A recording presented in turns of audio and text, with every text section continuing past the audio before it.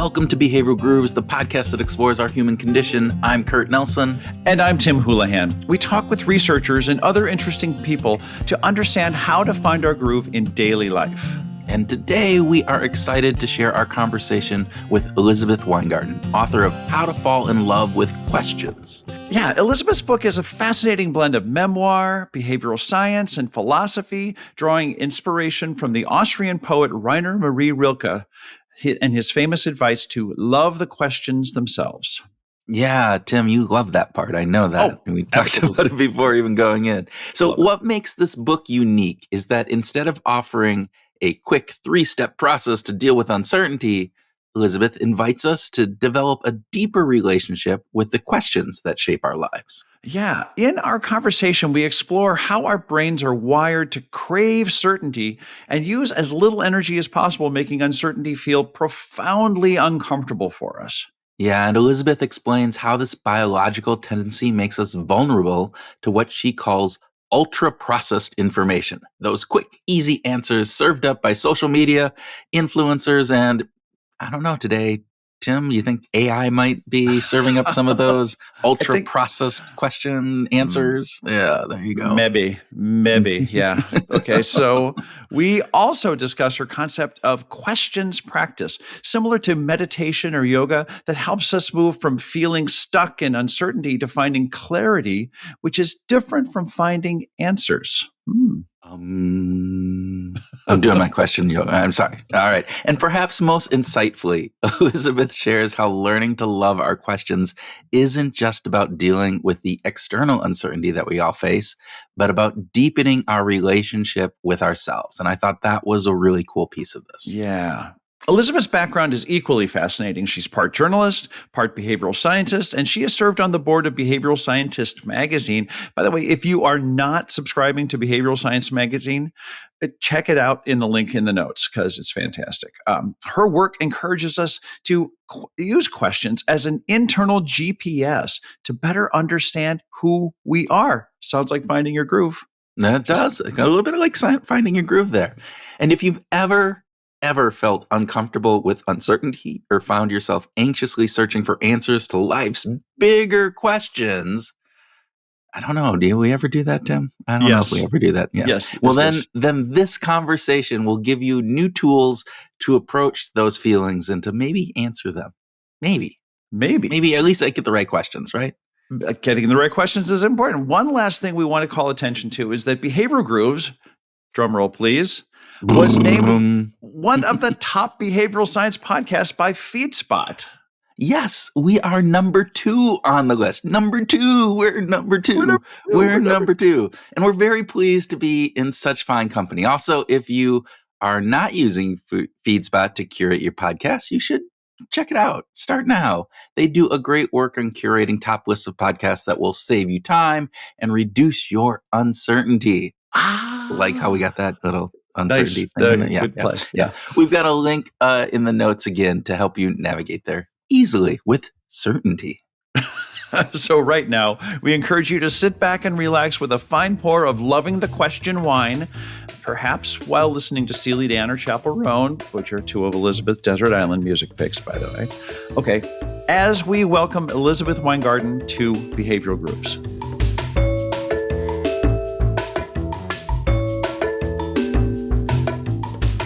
Elizabeth Weingarten, welcome to Behavioral Grooves. Thank you so much for having me. It's great to be here.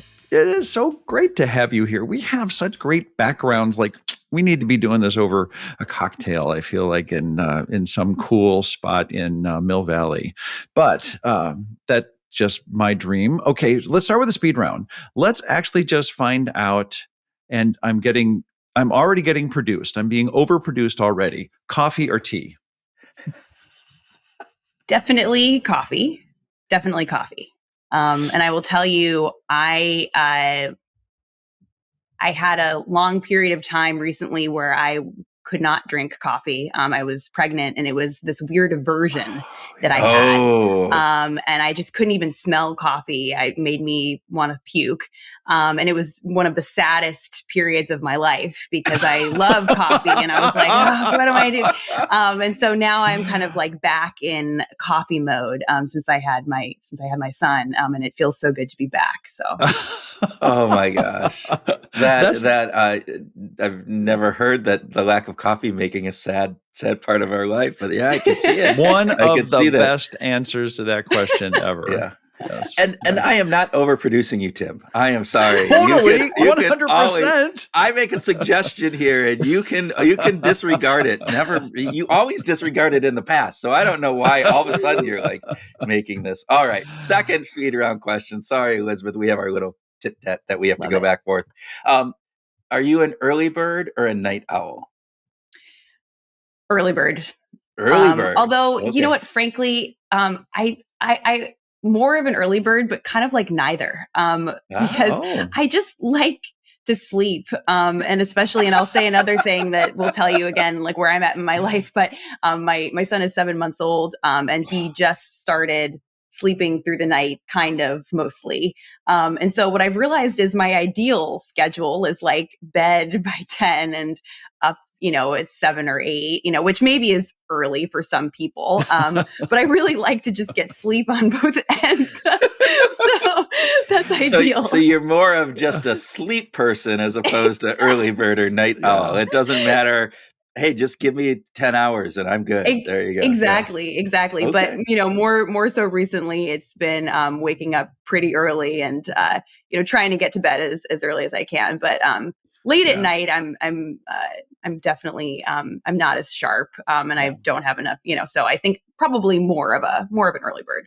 Yeah, it's interesting having kids. You realize the importance of sleep because you could always, like before, at least for me, it was like, yeah, you could go pull a late night or do something in different pieces, but you would make up for it at some point later on in that week. With a child that young, that doesn't happen. It's like, no, there is no recovery weekend that I get to sleep in. And absolutely. No. And that feeling of like, you spend a long day at work and you're like, boy, I'm really tired now. Good thing I get to relax tonight. It's like, well, that doesn't happen, especially when your kid is, 4, 5, 6 months old and it's all the time. So.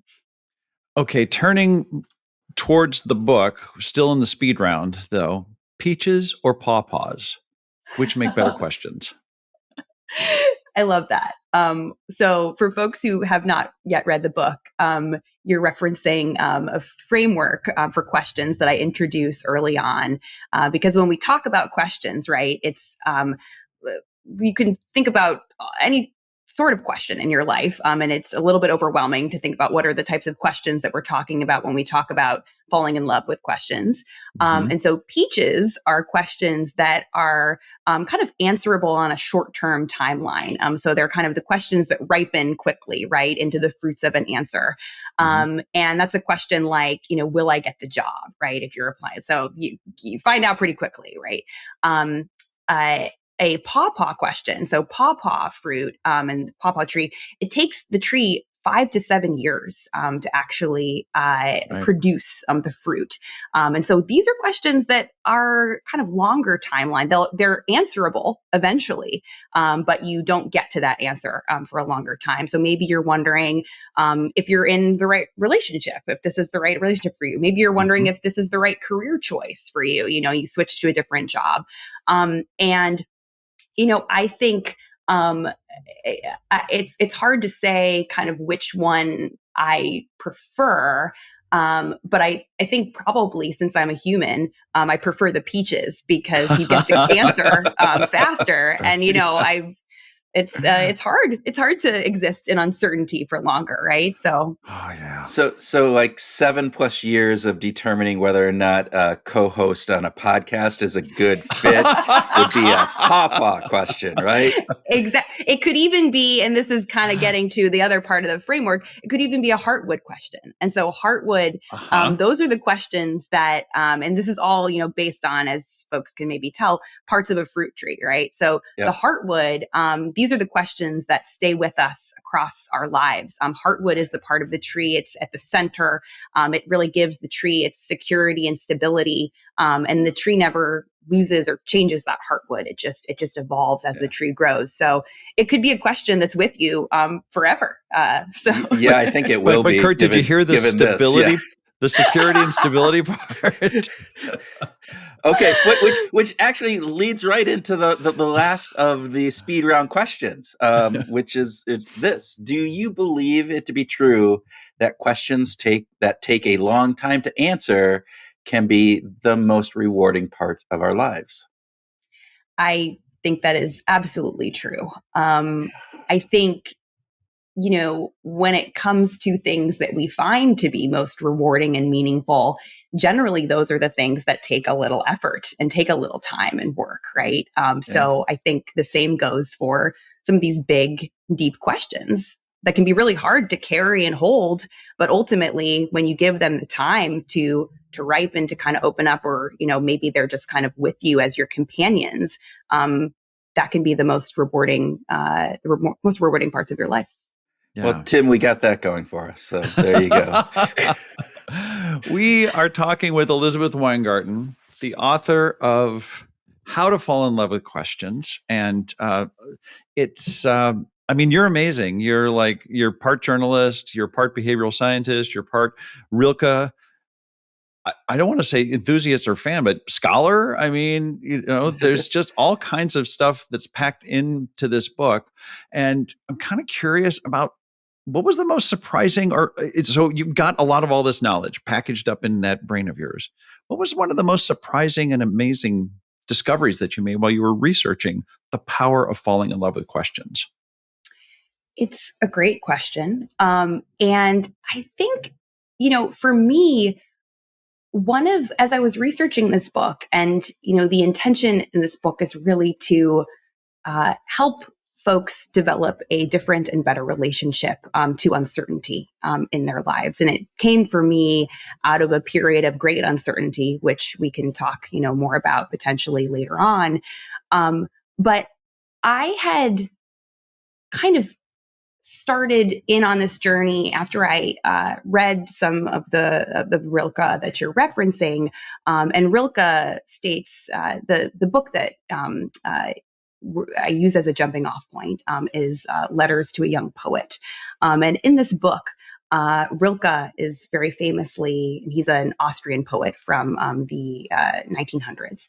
He's writing back and forth to this aspiring poet, Franz Capus. And Capus, he's this 19-year-old kid. And as many of us maybe remember from being 19-year-old, or maybe you're 19 now, you have a lot of questions about life, what you're doing, how to live your life, right? And so Capus is not only asking Rilke how to be a poet, but he's asking him all of these big life questions. And Rilke very famously responds to him by saying, not, answers to his questions, but by telling him, encouraging him to love the questions themselves as if they were locked rooms or books written in a very foreign tongue. And, I think, so when I read this passage, I was at a point in my life where I hated the questions of my life, frankly. I was questioning. I had recently gotten married. It wasn't working out for various reasons. I had recently left a job to pursue a creative project that also wasn't working out. And I was really struggling kind of under the weight of those questions. And when I read this, I had never felt further from loving the questions of my life.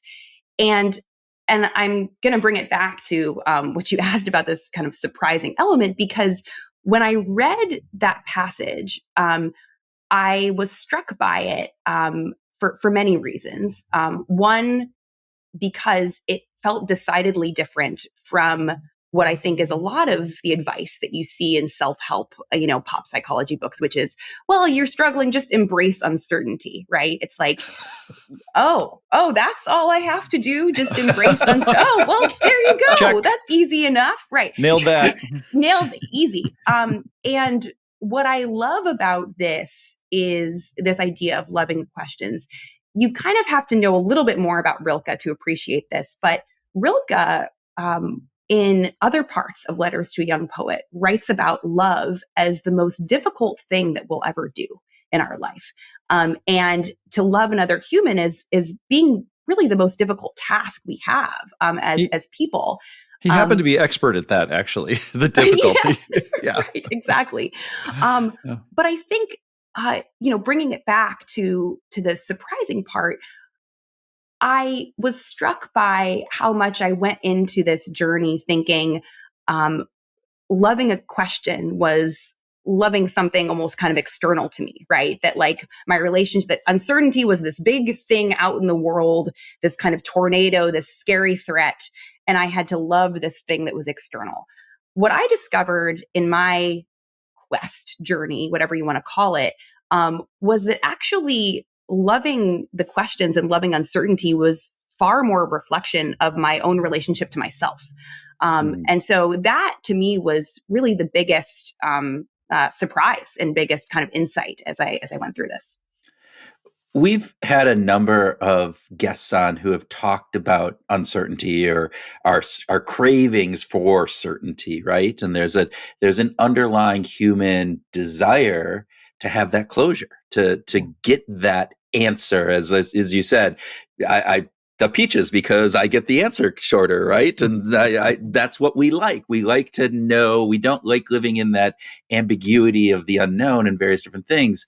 Uh, why, from your perspective, and maybe from the research that you saw, is it why do we have that in the first place? What does it do for us? And then what does that what's the downside of craving that certainty?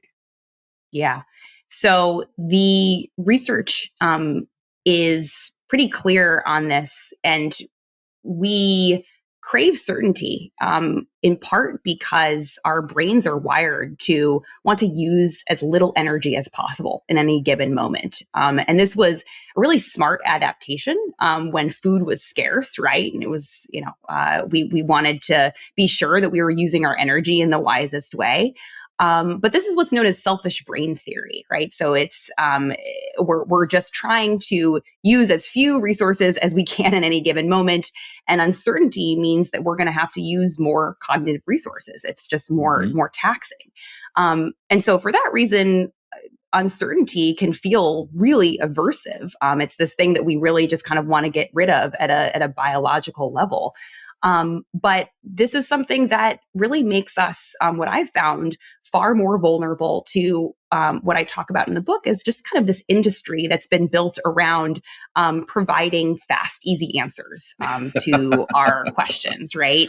And you have not only with the advent of generative AI and obviously Google and just the internet in general, but you have this whole kind of culture now of social media influencers, right? That are serving up these kind of fast, easy answers, and you can think of it as kind of like ultra processed information.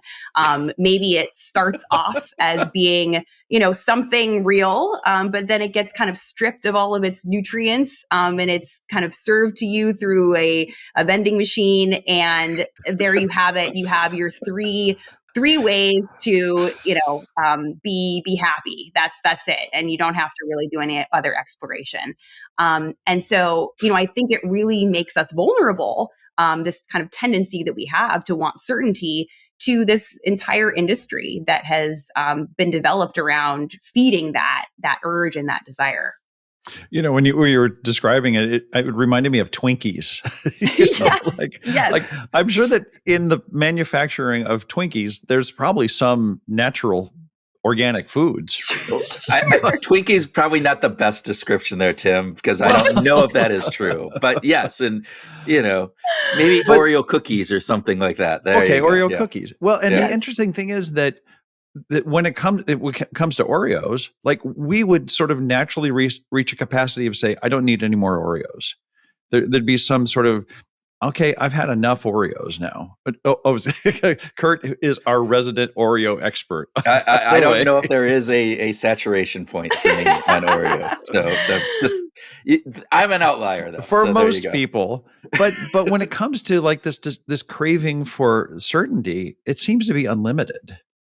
Yes, I think that's right. And what I see and what I found from folks that I talk to is that a big part of that is when we are seeking answers, we are not, there are other things that we're seeking that are maybe not fully in our awareness. So, I'll give you an example. I spoke to a man who had this experience of kind of information and internet addiction. And he found himself kind of constantly trying to search for answers to questions, just kind of doom scrolling, searching, all of uh, any number of kind of different like internet forums to try to slake an urge for certainty across lots of different domains in his life. Wow. And what he found, and what I've seen from many others too, is it wasn't so much about any single answer for him. And it was much more about feeling really alone and desiring connection. So for him, he was suffering from some depression and from some kind of unresolved trauma from his past, and he thought that answers and certainty could kind of help him feel better in the moment. But in reality, what he actually wanted and what he was actually craving was to feel less alone and to kind of connect to a community, right? Yeah. And I think that for many of us, particularly when we're trying to get answers to questions that are maybe unanswerable or unanswerable on a short timeline, or questions that feel really painful and difficult, the answer is only part of what we're seeking. We're also seeking to just feel less alone and to feel like we're part of a community of people who are, experiencing similar uncertainty in their lives. I think that's really interesting, and we've talked to a couple people about conspiracy theorists and the groups around there, and again, some of that is the same type of message that they're talking about, right? We have this answer, and because of that, we are connected, and that connection is the most important part. And the answer actually shifts and changes oftentimes in those, but it's the connection part that I think is really interesting. In the book, you argue, at least I believe you argue, that questioning is a skill that can be cultivated. So what is it that we can do to cultivate those, and what are the common barriers that might prevent people from asking better questions?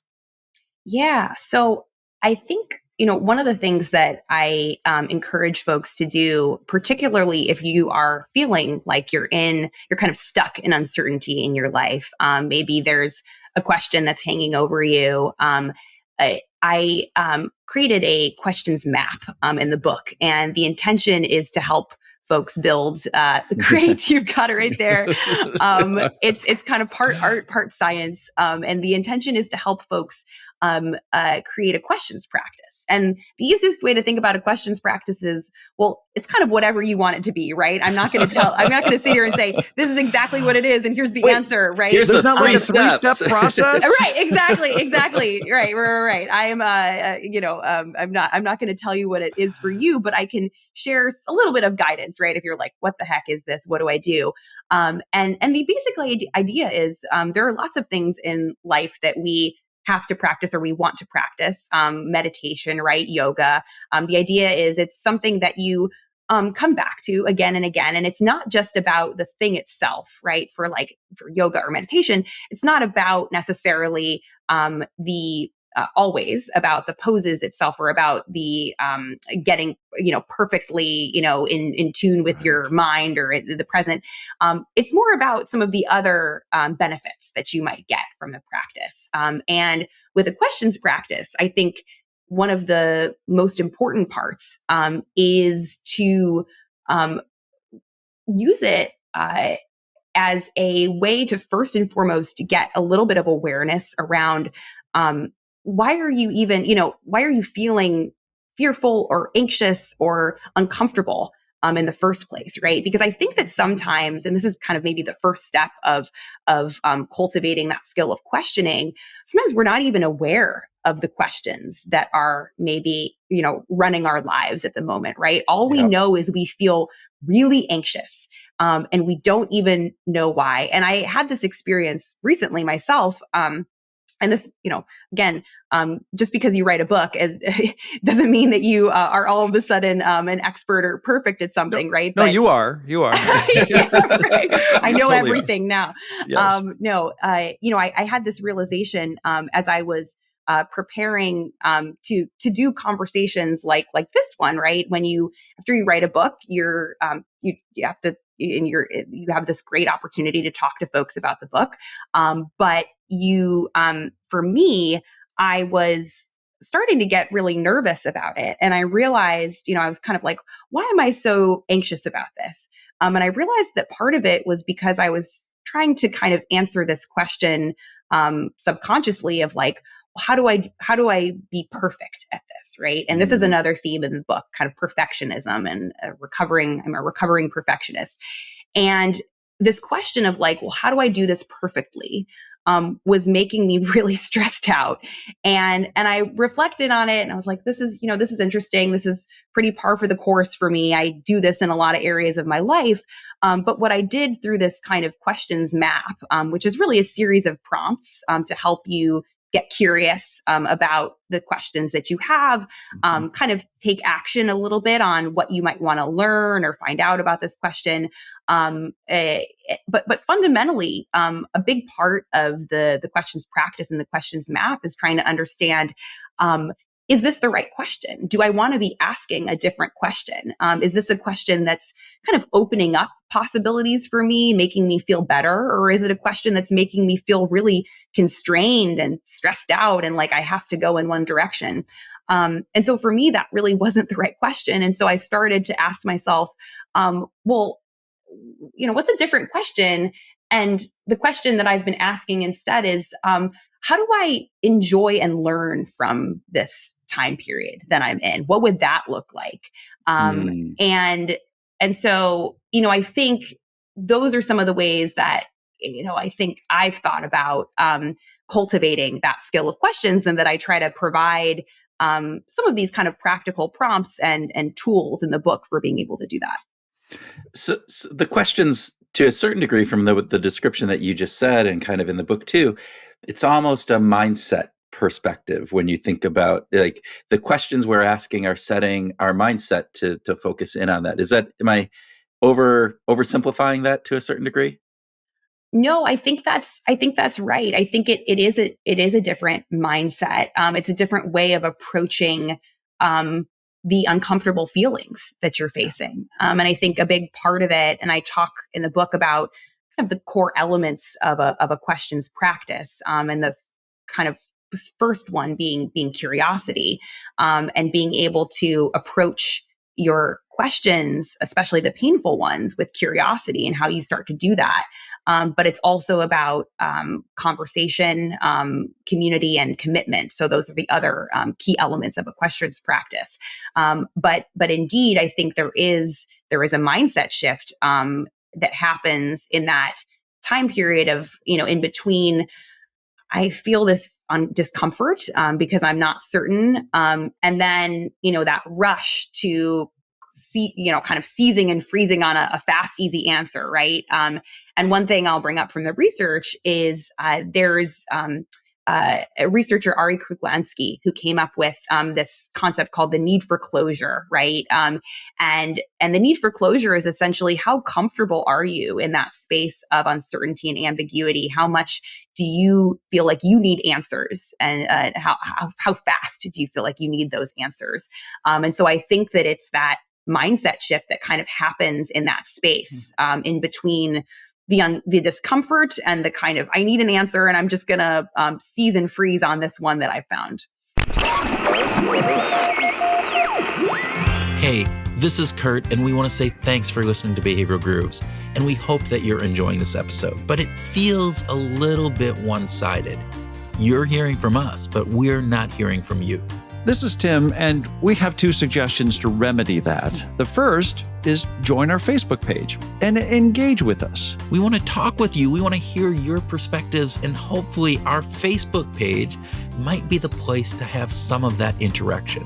So please come and join us. The other recommendation we have for you is to leave us a quick rating. The little 5-star thing at the bottom of your app, or a short review. Just Leave us a few words about what you like about behavioral groups. We'd very much appreciate it. Thanks, and we now return you to our regularly scheduled programming. So glad you brought up Ari Kuglansky. We're huge fans of his work, and he was a fantastic guest. Also, we'll have. I'm just going to plug a link in the show notes because we want to encourage listeners to go back and check that out. You brought up the questions practice, and can we dive just a little deeper on that, because this is a really central part of the story here, and sort of the magic sauce, or a part of the magic sauce, I think, that kind of makes this whole thing. First of all, why should we consider a questions practice? What's the big benefit to it? So I think the big benefit is that it, let me go back actually for a second, because I think part of the benefit is first kind of defining what it means, what uncertainty actually is. And maybe I should have started with this, but we got there eventually. Because uncertainty can mean something different for everyone, right? But the definition that I found that I really liked the most came from a couple of psychologists writing a paper about how decision makers make decisions in times of uncertainty. And the definition there is a sense of doubt that blocks or delays action. And I think this is important because the reason that I wanted to create tools for a questions practice is because I think uncertainty often makes us feel stuck. And the idea being that if we don't have all the answers, we can't move forward, we can't do anything. And that feeling of stuckness is really uncomfortable. And so the idea with a questions practice is when you gain some awareness of a question that is on your mind, you can move forward with it without feeling like you have the answers yet, but you can kind of move forward in a way that helps you get clarity versus answers. And the way I would distinguish that, and kind of you can see on the map too, sometimes you might go through the prompts and you might discover an answer to your question, but other times you might discover, well, I wasn't actually asking the right question, and here's a different question that I should be asking. Or maybe you discover, you know what, I don't like this question anymore. I'm gonna leave it. I'm gonna drop it. And this is the kind of final part of that tree framework that we brought up earlier, the dead leaves, right? So sometimes questions are not meant to hold on to and love. Sometimes questions are meant to just kind of drop like dead leaves from a tree and we just release them, right? And so I think the idea is, how can you move through the uncertainty in a way that helps you get clarity, not necessarily answers, but helps you feel like you can take that feeling of stuckness and get out of it. I love the differentiation between clarity and answers, because it makes so much sense. And again, if you're thinking about the questions that you're asking yourself, and are they the right questions, there's clarity as opposed to an answer, and even if there is an answer, does it provide clarity for the other parts of your life that you're trying to go with? One of the things I think that you brought up in the book that I thought was really interesting was just our again, uncertainty, living with uncertainty, but the patience that we have or don't have, right? Can you tell us a bit about the relationship between patience and asking questions? Absolutely. So this was one of my favorite parts of writing this book, was getting to know patience researcher, Professor Sarah Schnittger, and she's at Baylor University. And I'll tell you a little bit about Sarah's story because I think it's really kind of informative for how we think about that connection between patience and questions. So Sarah Schnittger, back in 2007, she was a PhD student, and she had just started to study the virtue of patience, which she had found was kind of understudied in the psychology literature, and she was, really interested in it. She had just published research that was she had just published this kind of foundational research on patients, and her career trajectory looked like it was really, really promising. But it was around that time that Schnitker started vomiting uncontrollably, and at different times of day and night. She couldn't control it, couldn't predict it, and it was incredibly debilitating. What it meant was that she had this schedule for her research, and found that she was kind of losing weeks and months from her timeline. Obviously, as a PhD student, that's really tough. And she, at a certain point, she didn't feel safe driving anymore because she had gotten into kind of car accidents because she was throwing up while she was driving. She had to move in with friends. It was just this really, really debilitating situation. And, ever the researcher, she started to get curious about how patience was impacting her pursuit of this goal of her research and finishing her dissertation. And she started to kind of hypothesize that being able to cultivate patience in this time of great uncertainty might actually help, not hurt, in terms of her ability to stay the course and really pursue this goal. And so she ended up doing a lot of research into into the connection between patience, cultivating patience, and goal pursuit.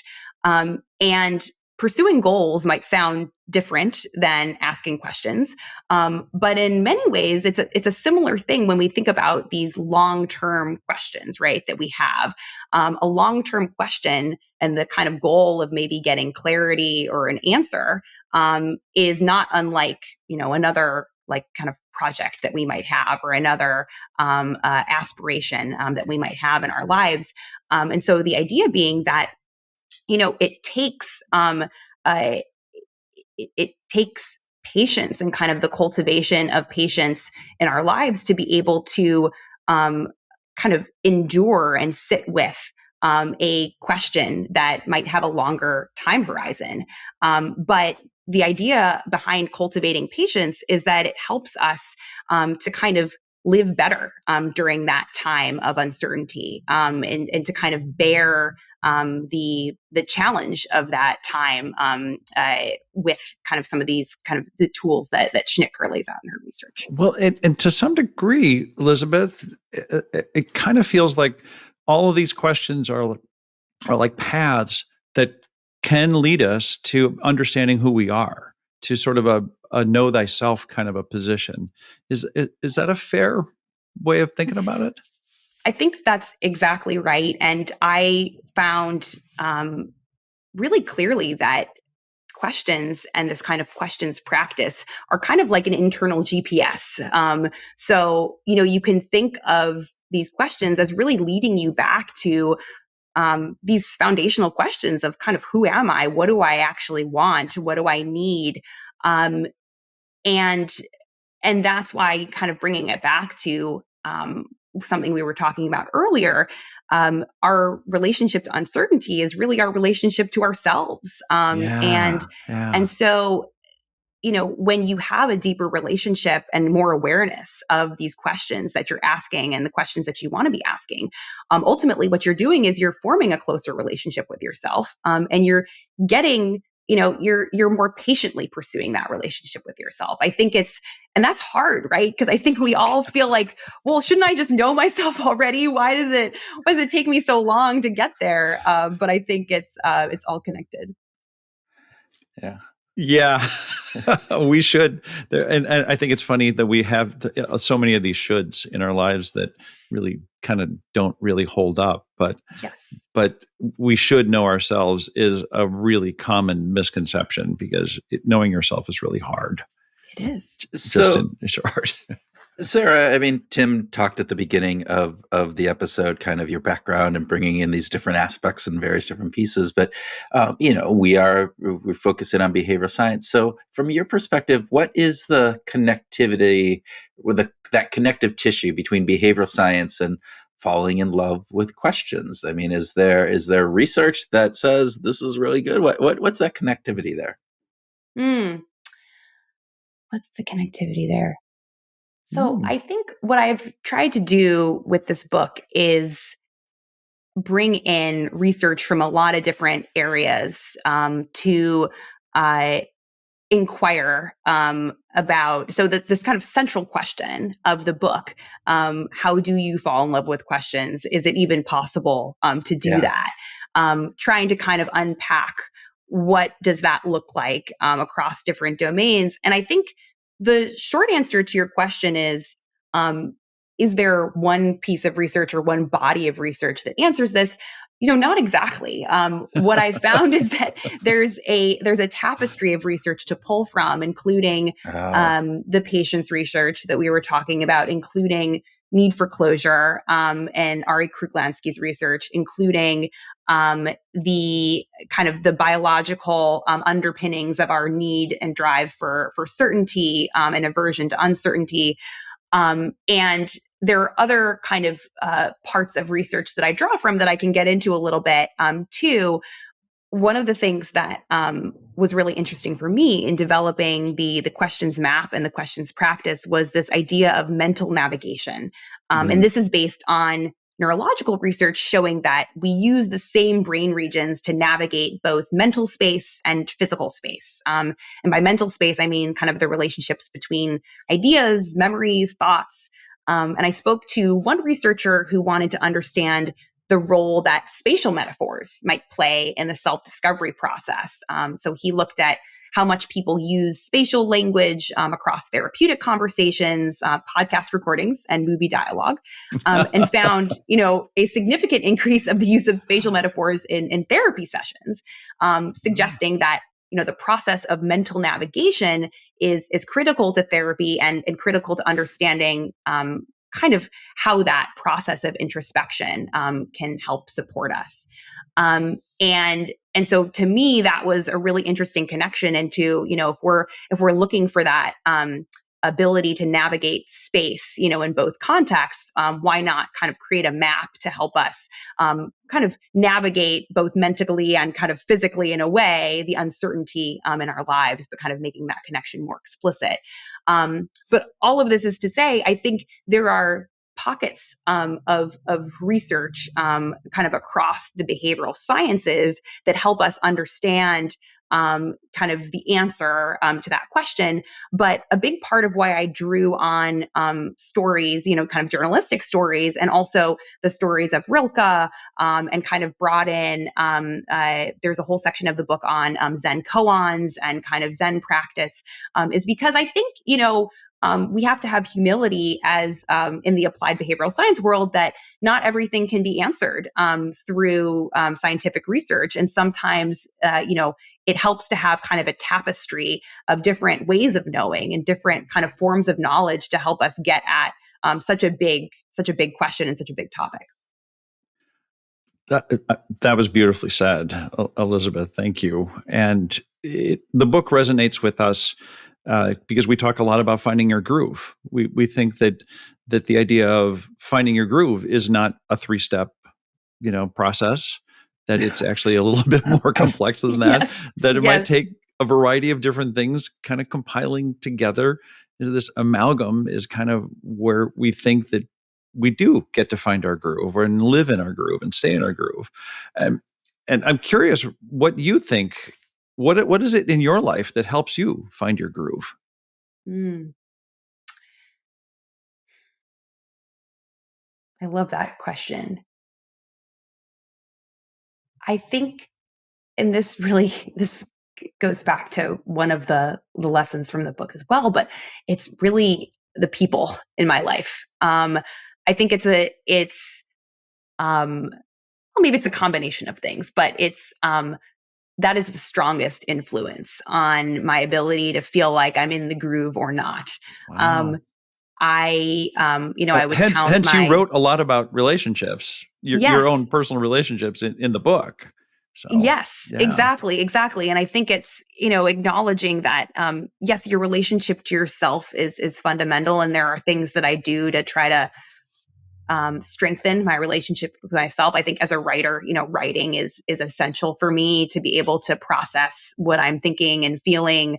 And so that that's probably kind of step one, is always, the creative process is for me a big part of finding my groove and understanding what am I thinking at any given moment and why, and what does it mean? Yeah.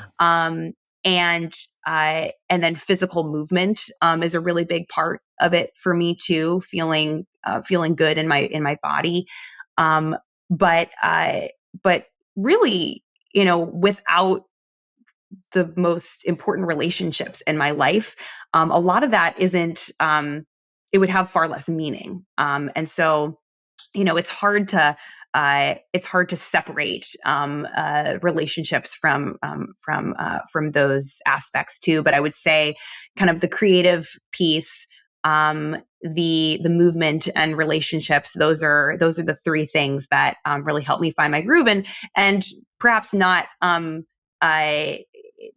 surprisingly, those are also three things that can really help us in times of uncertainty, right? Because I almost feel like finding your groove is a way of talking about feeling, are you feeling good? Are you feeling sure enough to move forward? Are you feeling kind of at peace? Or are you feeling anxious and uncertain, right? So I don't know.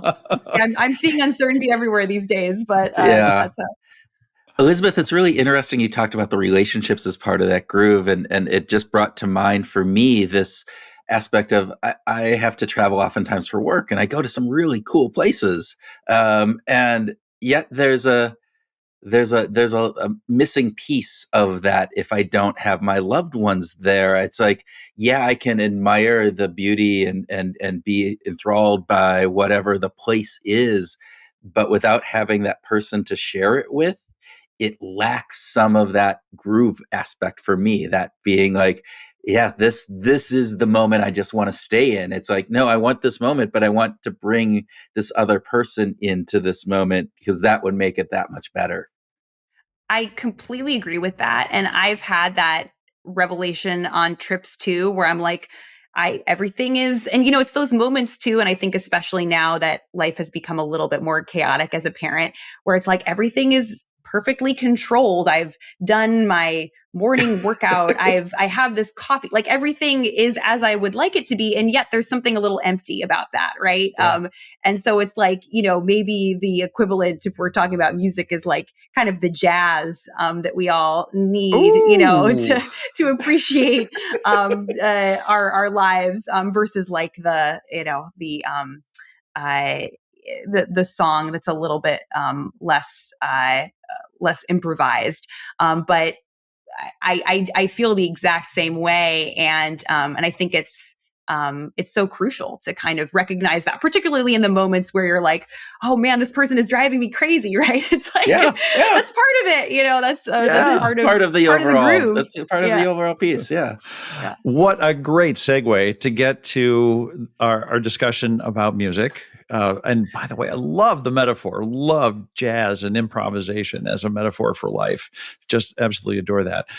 Elizabeth, let's imagine that you were on a desert island, stranded for a year, and you can only take two musical artists with you. You get to take their whole catalog. It's not just one song. Which two will you bring with you? So, this is a really hard question, because I kind of know, you don't like music at all, and you could never No. imagine. I hate music. I think it's just noise. No. I can tell you, I know, like, definitely the first one. I'm struggling through this. So the first one is Steely Dan. I love Steely Dan. I grew up listening to Steely Dan with my dad, and going to Steely Dan concerts, and just kind of, so Steely Dan reminds me of my dad, and I love that music. I love your dad right now. I just want to say that. I was going to say, you've just made you were already really high on Tim's list. You just went through the stratosphere. You're the first person to mention Steely Dan for this. Oh, answer. That's great. Oh man, reeling in the years. What a jam. I mean, come on. Totally. And then I'll say a more recent one, because you got to keep it keep it current, I guess. Chapel Roan. I Oh, yeah. really have been enjoying Chapel Roan, and I will say part of the reason that I love Chapel Roan is because she has a line in one of her songs about a date that she's on with a guy who doesn't ask her a single question. And that's the whole origin of my kind of interest in questions, was going on dates with guys who never asked me a single question. And so I really love that. And she's a fantastic artist. So, Oh my gosh, that is so fun. I just love it. That feels all too familiar too. The being out and not ever being asked a question. yes. Oh, just kills me. Okay. Yes. Elizabeth Weingarten, thank you so much for being a guest on Behavioral Grooves today. Thank you for having me. This was so much fun.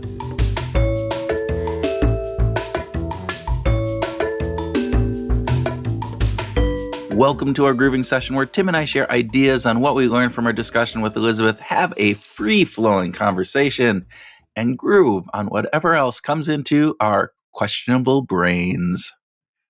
Well, we are questionable. Yeah, Well, I was going brains to are go with questionable. uncertain, and then I was going to go, no, your brain, my brain, they're questionable. Questionable. Like, if we even have them. I mean, I know we're talking and we're breathing, so we do have to, but maybe that higher reasoning part of ours is gone already. Who knows? Because, man, sometimes I really question if I have a really good working brain.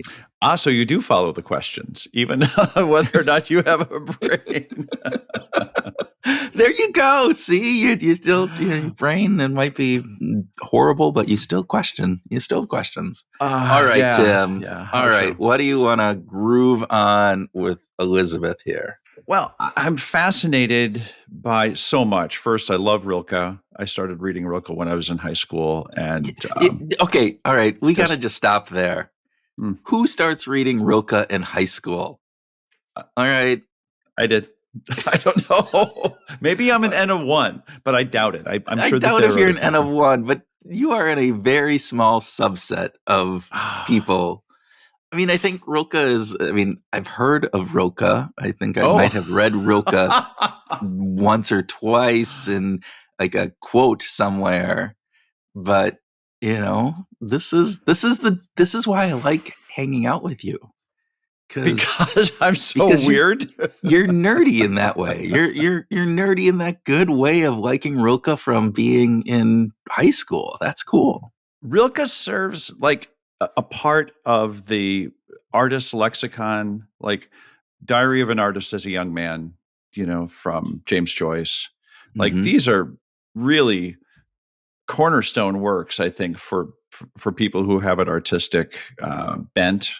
And so I would just put it in there. But to get back to your question, like, because she talked about this idea that sometimes we don't need answers, we need clarity. Yep. And like, this is a really, really cool idea. And I think it's a novel idea. And I just wanted to see if we could explore this a bit. And I wanted to start with the biological and even cultural needs for certainty, right? Yeah. And as a guy who's lived in a pretty uncertain world for the past 3 years, I am relating to this very highly.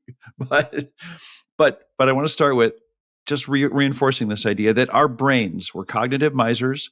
We have this selfish brain, conservative brain. Certainty is just easier for us to process than uncertainty. Yes. Right?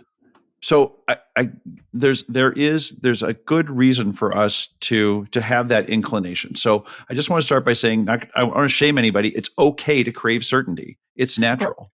Well, uncertainty. Okay, let's get into the neurological stuff. So I've done a lot of work on this with organizations, working with them, in moving through uncertainty, chaotic times, various different things. So have looked at the literature, and the literature talks about, our brain responds to uncertainty by activating the amygdala, right? And so it is the amygdala is the 5F now, right? Fight, flight, freeze, fawn and fester, right? Those Yeah, are yeah, yes. good job. Yes. Yes, I'm loving that part that we learned. Yeah. Anyway, it's that part. And so yes, we are definitely uncertainty sort of hurts. It makes it's that piece because it activates that part of our brain.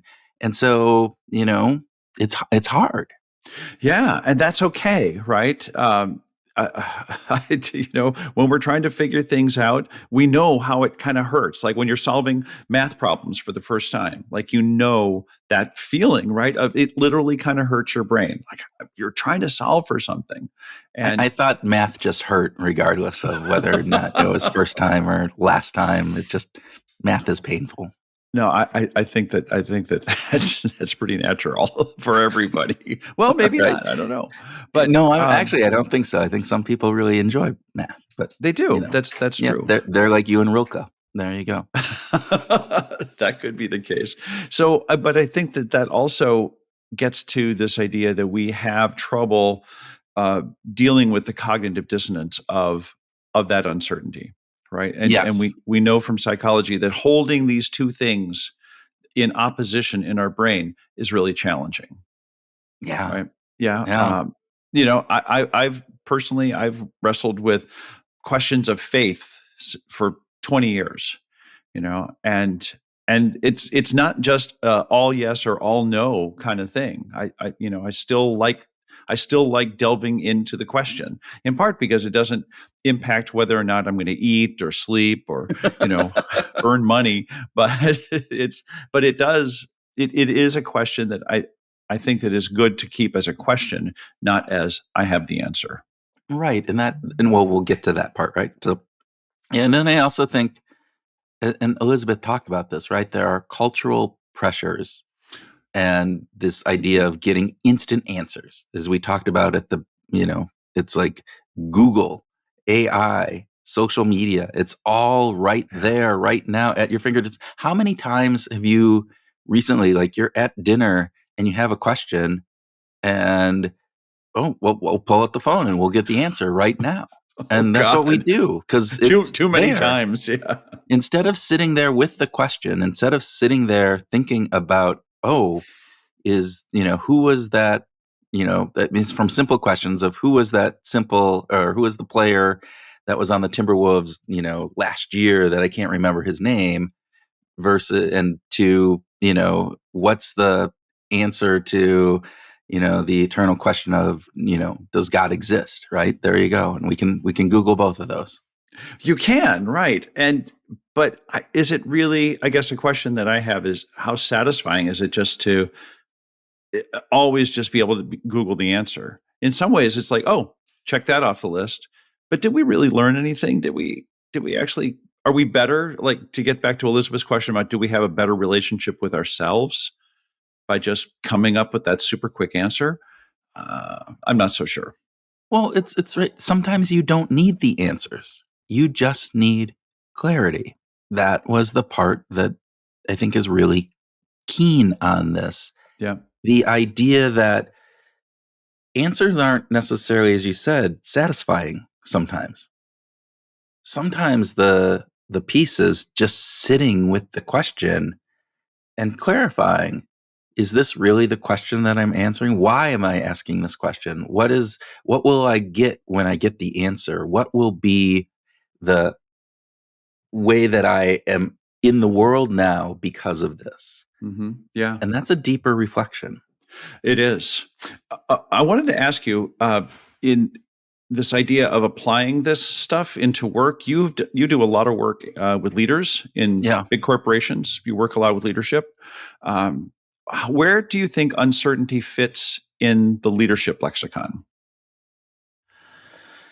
That's a great one because I think there's a range as in anything, right? There you get leaders who are fine living in this uncertainty and can deal with it and very, very good. And then there's others who the slightest part of uncertainty, I think, drives them crazy. And I think generally organizations prefer more certainty than less, right? I mean, that's just Yeah. a natural thing, particularly if you're trying to, invest money in the future and am I going to invest it in X or in Y? And if I'm more certain that X is going to do good, well, all right, that helps me make those decisions. But I think there's a bigger piece of this, which is the idea of leadership and uncertainty in kind of how they're dealing with their people, right? Or how their teams or their employees are working when it's an uncertain world. And particularly today, given all of the changes, I'm doing a workshop in a couple weeks about how to deal with change. And, this idea of being able to sit with it, like Elizabeth is saying, right? This idea of making sure we get the right questions is really key on that. But also, we have a normal response to this in various different pieces. But yeah, I mean, it's all over the board. Could do you think that there are certain corporate cultures that respond to this idea of not knowing yet, kind of thing? Is that something that works for some cultures but simply doesn't for others? Oh, that's a good question, and I haven't really thought about it from that perspective, from a organizational culture perspective. I can tell you there are individual leaders, and those leaders instill that type of culture within their Mm, teams. yeah. So there is individual differences from what I've seen. So yes, there are some leaders who I we don't know yet is absolutely fine. They're perfectly willing to explore, figure things out as we're moving forward, and be Bainesian in kind of looking at, all right, we have some more information now. Now will readjust where I am, what we're thinking. And maybe it's still not enough to change the trajectory that we're on, but maybe with the next piece of information that might, switch the course, or it might reassure us that we're going actually on the right course. And so they're okay with that. And this idea that they're moving through these projects or these the world in general in a way that, yeah, I'm going to figure it out. I don't know when, but we'll get there. Leaders could really improve psychological safety by allowing for this, we're working on the right direction, or we're not sure yet, kind of thing. And I would really love to see more leaders in companies be willing to embrace that, to build curiosity in their teams. Yeah. To You We had talked about this at one point, I think, about using um, just the words that leaders use and spatial metaphors, right? So this Yeah, idea of finding direction, moving forward, it's that being encompassing, the space that you are in, and using that forward motion, the finding direction piece. Those are ways that, again, just kind of make it so our brains are better able to accept the uncertainty. yeah, I love that. Um, let's loop back to clarity over answers. Right. Okay. So, because there's just a couple of things that come to mind, and the first one was that answers, if we get them too early, could actually just be premature or incomplete. Right. Right? The whole Einstein thing of, I'm going to spend 55 minutes on the question and then 5 minutes on the solution. Like, I it's key. I used to have this little handwritten note, and I'm gonna not be able to quote it exactly, but it was on my mirror for 20 years plus. So I should be able to remember it, right? But um, it was something along the lines of, it's not about the getting the right answers, it's about getting the right questions. yeah, And I had that, right. right? And I would much prefer to have the right question, even if I don't have the right answer, than to get the right answer to the wrong question. We struggle with this with clients. I know that we have been in meetings. I think specifically of some specific meetings we've been in with clients where the client says, "All I want is my people to do this. Just figure out how to get that done." And and it's going to be, and the leader has already decided this is going to be fill in the blank, an incentive problem. That it's an incentive solution or something. It's a They've already technological solution. We need to get this Yeah. new program. You need to just do a training program to get my people, as opposed to, Right. no, we have to get the people to want to use this new technology. There needs to be a larger, question about what is the end result that you're trying to get. And that's oftentimes, again, we lock in on the first solution or the first idea that pops in our head. And as we know, that's usually not the right one. So That's right. at least for Statistically, us. Yeah. yeah. Slower now could equate to going faster later. I love it. I love it. I love it. Yeah. Yeah, that's and just lastly, I just got to say, I just think that connecting to Rilke, connecting to artists, they have uncommon and valuable insights. I know you're laughing, but this is like It's just, you're just this is like, true. yeah, I'm talking about me and I'm being the artist, and we have uncommon insights. I love it. Well, I don't know about me, but I don't even know if I'm an artist. But I do know that the really great writers, really great artists, they ask good questions. That's And true. Yeah. and they have insights that are uncommon. Picasso asked really good questions. Why does a bull need to look like this? Why does a face need to look like this? Well, and we've all met those people, right? That are in that meeting, in the conversation that we're having, who are able to have that question that you're going, I didn't even think about that question. And Right. it's like, Right. man, like I wish I had that skill set.